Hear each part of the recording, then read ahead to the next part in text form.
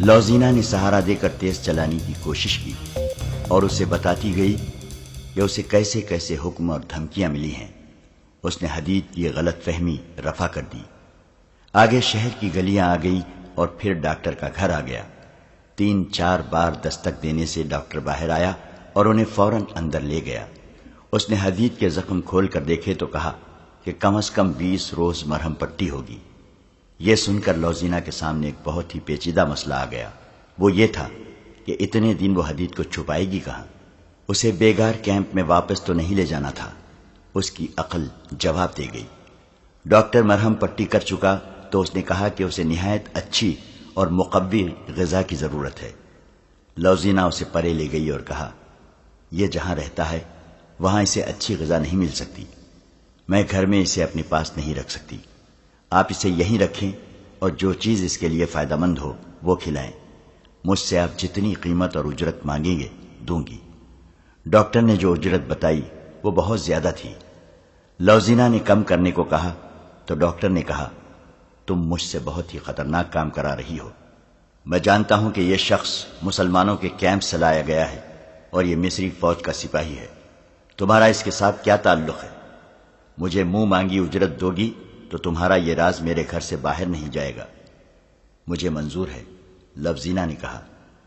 और यह भी सुन लो डॉक्टर, अगर यह राज फाश हो गया तो आप जिंदा नहीं रहेंगे। डॉक्टर ने हदीद को एक कमरे में लिटा दिया और उसे बताया कि वो ठीक होने तक यहीं रहेगा। उसने अंदर से उसे दूध और फल ला दिए और लौजीना को एक और कमरे में ले गया।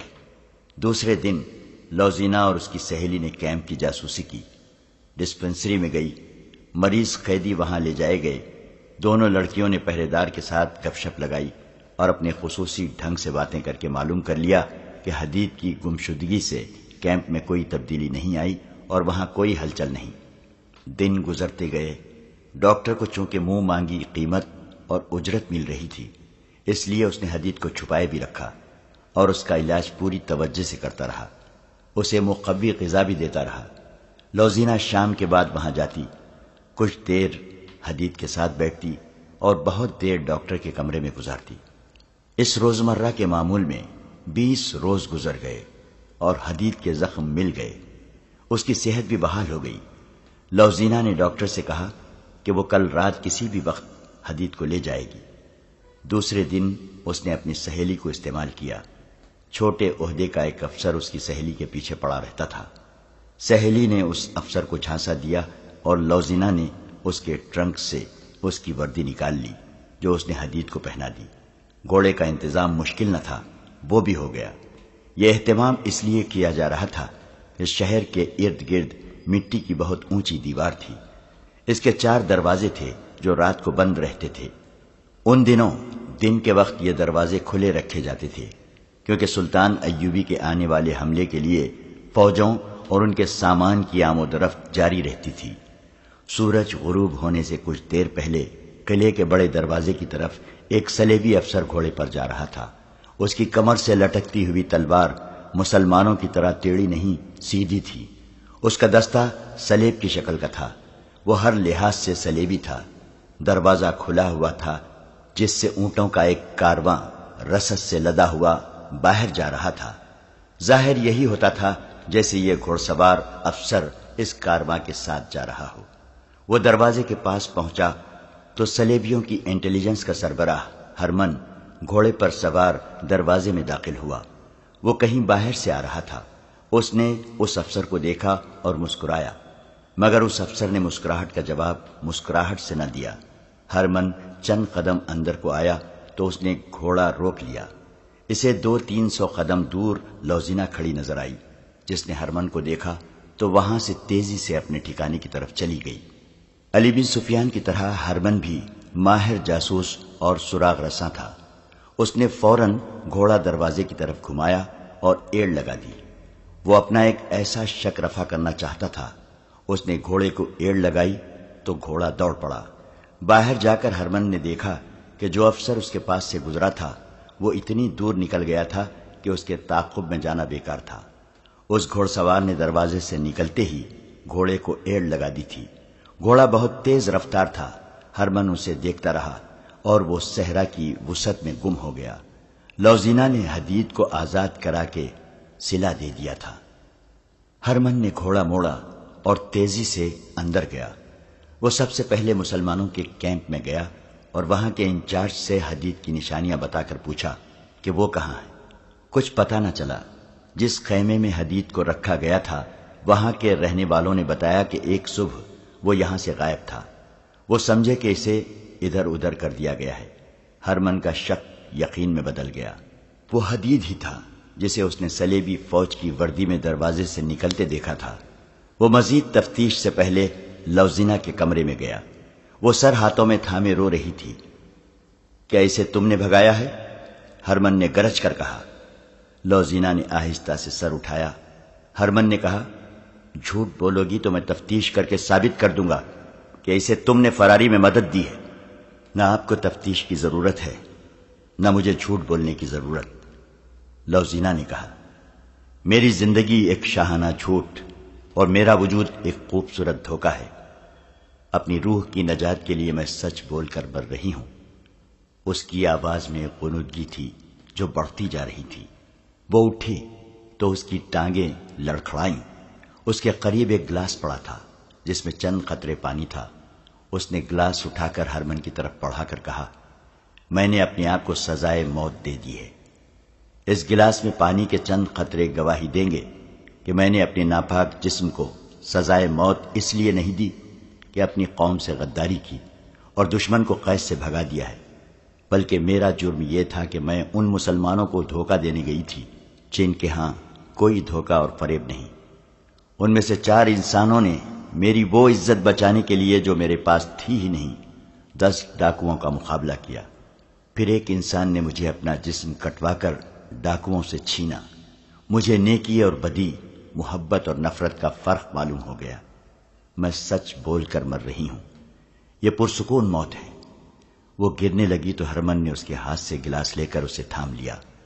لوزینہ نے اپنے جسم کو جھٹکا دیا اور ہرمن کے بازوؤں سے نکل کر پرے ہو گئی۔ اونگتی ہوئی آواز میں بولی، میرے جسم کو ہاتھ نہ لگاؤ، یہ اب تمہارے کام کا نہیں رہا۔ اس زہر نے اس میں سچ داخل کر دیا ہے۔ تمہیں ناپاک جسموں کی ضرورت ہے، اسے میں نے بھگا دیا ہے۔ اسے میں نے 20 روز چھپائے رکھا تھا۔ اسے میں نے فرنانڈیز کی وردی چرا کر پہنائی تھی۔ اسے میں نے گھوڑا دیا تھا۔ میں اس کے ساتھ نہیں جا سکتی تھی۔ میں اس کے بغیر رہ بھی نہیں سکتی تھی، اس لیے میں نے زہر پی لیا۔ اگر تم مجھے پکڑ نہ لیتے تو بھی میں زہر پی لیتی۔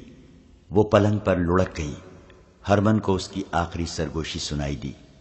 سچ بول کر مرنے میں کتنا سکون ہے۔ اس نے آخری سانس اس طرح لی جیسے سکون سے آہ بھری ہو۔ اسے جب دفن کر چکے تو ایک افسر نے پوچھا، اس کا کوئی خاندان تھا تو انہیں اس کی موت کی اطلاع دے دو۔ اس کا خاندان ہم ہی تھے، ہرمن نے جواب دیا۔ اسے 10-11 سال کی عمر میں کسی قافلے سے اغوا کر کے لائے تھے۔ سلطان صلاح الدین ایوبی کی فوج کو کوچ کیے 3 دن تھا۔ صلیبیوں نے اسے راستے میں روکنے کے لیے فوج بھیجی تھی۔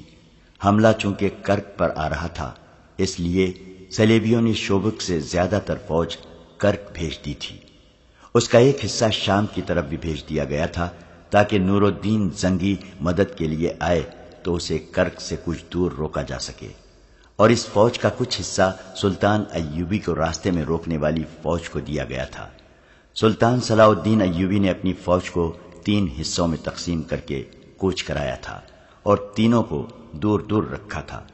وہ جب اس مقام پر پہنچ گیا جہاں صلیبیوں سے ٹکر ہونی چاہیے تھی، اس نے تینوں حصوں کے کمانڈروں اور ان کے ماتحت کمانڈروں کو اپنے خیمے میں بلایا۔ ہم اس مقام پر آ گئے ہیں جہاں مجھے راز فاش کر دینا چاہیے، سلطان ایوبی نے کہا۔ تم شاید حیران ہو رہے ہوگے کہ میں تمہیں یہ بتاتا رہا ہوں کہ میں کرک پر حملہ کروں گا، مگر میں تمہیں کسی اور طرف لے آیا ہوں۔ میں کرک پر حملہ نہیں کر رہا ہوں، ہماری منزل شوبک ہے۔ ایک سوال تم سب کو پریشان کر رہا ہے کہ میں نے ان 3 جاسوسوں کو، جن میں ایک عالم تھا اور 2 لڑکیاں، کیوں رہا کر دیا تھا اور انہیں محافظ کیوں دیے تھے؟ اس سوال کا جواب سن لو۔ میں نے انہیں اپنے ساتھ والے کمرے میں بٹھا کر درمیان کا دروازہ اد کھلا رکھا اور علی بن سفیان اور 2 نائبین کو یہ بتانا شروع کر دیا کہ میں فلاں تاریخ کو کرک پر حملہ کر رہا ہوں۔ میں جانتا تھا کہ جاسوس سن رہے تھے۔ میں نے ان کے کانوں میں یہ بھی ڈالا کہ میں صلیبیوں سے کھلے میدان کی جنگ سے ڈرتا ہوں۔ اس قسم کی باتیں ان کے کانوں میں ڈال کر انہیں رہا کر دیا اور انہیں محافظ دیے تاکہ وہ صحیح و سلامت شوبک پہنچ جائیں۔ مجھے اطلاع ملی ہے کہ راستے میں ایک حادثہ ہو گیا ہے۔ ڈاکوؤں نے 3 محافظوں اور ایک لڑکی کو مار ڈالا ہے۔ 4تھا محافظ کل رات شوبک سے واپس آ گیا ہے۔ وہاں ہمارے جو جاسوس ہیں انہوں نے اطلاع دی ہے کہ عالم جاسوس زندہ شوبک پہنچ گیا تھا جس نے میرا دھوکہ کامیاب کر دیا ہے۔ صلیبیوں نے اپنی فوج میری مرضی کے مطابق تقسیم کر دی ہے۔ اس وقت تمہاری فوج کا بایاں والا حصہ صلیبیوں کی بہت بڑی فوج کے بائیں پہلو سے 4 میل دور ہے۔ اس نے بائیں حصے کے کمانڈر سے کہا، آج سورج غروب ہونے کے بعد تم اپنے تمام گھڑ سوار دستے سیدھے آگے 2 میل لے جاؤ گے۔ وہاں سے اپنے بائیں کو ہونا، 4 میل سیدھا جانا، پھر بائیں کو جانا، اور 2 میل پر تمہیں دشمن آرام کی حالت میں ملے گا۔ حملہ کرنا تم جانتے ہو، یہ تیز حلہ ہوگا۔ راستے میں جو کچھ آئے اسے کچلتے ہوئے نکل آؤ اور اپنی اسی جگہ پر آ جاؤ جہاں سے چلے تھے۔ دوسرا حصہ شام کے بعد سیدھا آگے بڑھے گا اور 8-9 میل جا کر بائیں کو ہو جائے گا۔ تمہیں دشمن کی رسد اور قافلے ملیں گے۔ اس کے علاوہ تم دشمن کے عقب میں ہوگے اور دن کے وقت دشمن بائیں والے حصے کے تعاقب میں آئے گا، لیکن تم سامنے کی ٹکر نہیں لوگے۔ دن کو بہت پیچھے آ جاؤ گے، رات کو پھر حملہ کرو گے اور رکو گے نہیں۔ صلیبی آگے بڑھیں گے تو درمیان والا حصہ عقب سے حملہ کرے گا اور دشمن کے سنبھلنے تک بکھر جائے گا۔ تیسرا حصہ جو میرے ساتھ ہے آج رات کوچ کر رہا ہے۔ ہم کل دوپہر تک شوبک کا محاصرہ کر چکے ہوں گے۔ باقی 2 حصے صلیبیوں کو ان طریقوں سے جن کی میں نے تمہیں مشق کرائی ہے دشمن کو صحرا میں پریشان کیے رکھیں گے۔ اس تک رسد نہیں پہنچنے دیں گے۔ وہ جوں ہی پانی کے چشموں سے ہٹے گا تم چشموں پر قبضہ کر لو گے۔ حملہ ہمیشہ پہلو پر کرو گے اور لڑنے کے لیے رکو گے نہیں۔ جانباز دستے ہر رات دشمن کے مویشیوں پر آگ پھینکیں گے۔ یہ 1171 کے آخری دن تھے جب کرک والوں کو سلطان ایوبی کے لمبے انتظار کے بعد پتہ چلا کہ شوبک جیسا اہم قلعہ سلطان ایوبی کے محاصرے میں آ گیا ہے، جبکہ زیادہ تر فوج کرک میں اکٹھی کر لی گئی ہے اور صحرا میں بھیج دی گئی ہے۔ شوبک کو وہ کوئی مدد نہیں دے سکتے تھے۔ صحرا میں جو فوج گئی تھی مسلمان اس کا برا حشر کر رہے تھے۔ صلیبیوں کی پریشانی یہ تھی کہ مسلمان سامنے آ کر نہیں لڑتے تھے، وہ گوریلا اور کمانڈو طرز کے حملوں سے ان کا نقصان کر رہے تھے۔ انہوں نے رسد روک لی تھی، پانی پر مسلمانوں کا قبضہ ہو گیا تھا۔ صلیبیوں کی یہ فوج نہ لڑنے کے قابل رہی تھی نہ پیچھے ہٹ کر شوبک کو بچانے کے لیے پہنچ سکتی تھی۔ شوبک میں صلیبیوں نے قلعے اور شہر کی دیواروں سے تیروں اور برچھیوں سے بہت مقابلہ کیا، لیکن سلطان ایوبی کے نقبزن دستوں نے دیواریں توڑ لی۔ یہ محاصرہ تقریباً 1.5 مہینہ رہا۔ آخر سلطان ایوبی شوبک میں داخل ہو گیا۔ وہ سب سے پہلے بیگار کیمپ میں گیا جہاں کے بدنصیب قیدیوں نے شکر کے سجدے کیے۔ صلیبیوں کی صحرا والی فوج بے ترتیبی میں پسپا ہو کر کرک کے قلعے میں چلی گئی جہاں بہت سی فوج بیکار بیٹھی تھی، صلاح الدین ایوبی کا انتظار کر رہی تھی۔